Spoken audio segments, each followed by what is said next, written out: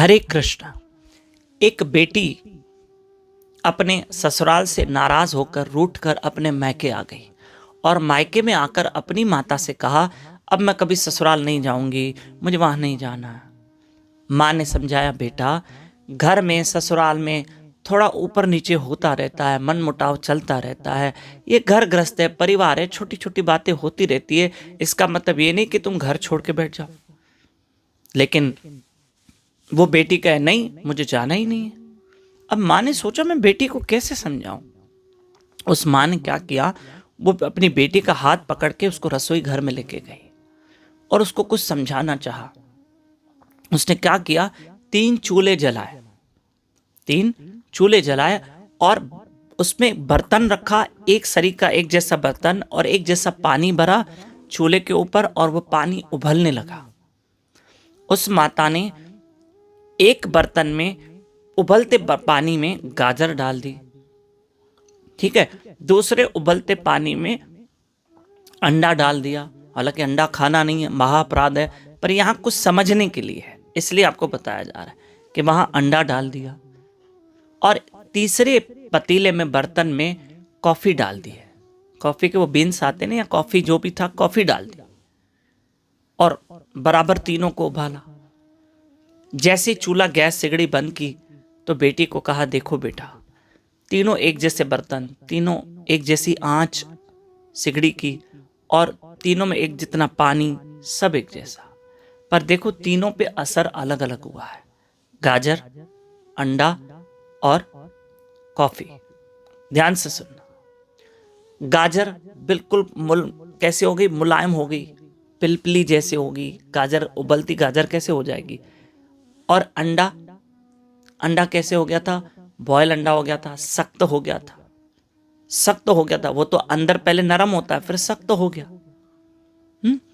तीसरा कॉफी थी जो घुल मिल गई थी पानी के साथ और सुगंध छोड़ रही थी। मां ने समझाया, बेटा देखो इन तीनों पे अलग अलग असर हुआ है। ऐसे ही दुख हर इंसान के जीवन में आता है, लेकिन सब पे असर अलग अलग होता है।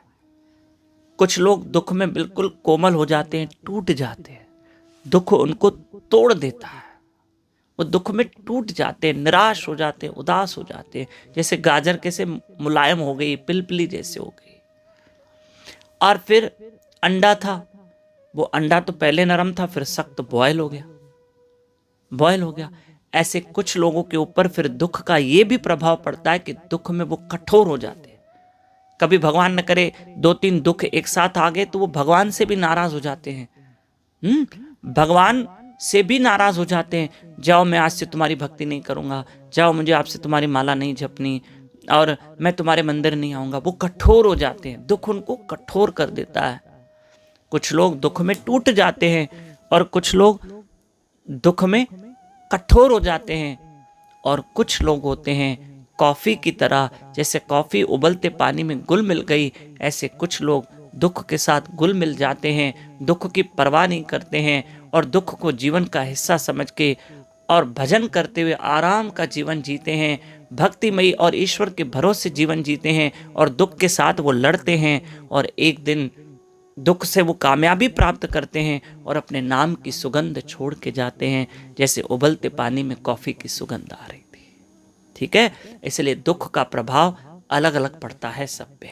आपको एक विशेष सूचना बता दें, ध्यान से सुनना कि 5 दिसंबर हमारी सत्संग गुरु कृपा कृष्ण कृपा से हमारी 5 दिसंबर को सत्संग भोपाल शहर में है, शाम को 5 बजे, अर्थात गुरुवार का दिन है। आप सब जरूर आइएगा, शाम को 5 से 7 बजे तक ये सत्संग है। संस्कार स्कूल, संत हृदयराम नगर, भोपाल मध्य प्रदेश में। और 6 और 7 दिसंबर को भगवान की कृपा से हमारी सत्संग है इंदौर में, अर्थात शुक्रवार शनिवार रात सत्संग आरंभ होगी। ये सत्संग है साईं कंवराम साहब उद्यान, सब्जी मंडी, सिंधी कॉलोनी, इंदौर में। अवश्य आइए। हरे कृष्ण। और दूसरों को भी बताइए।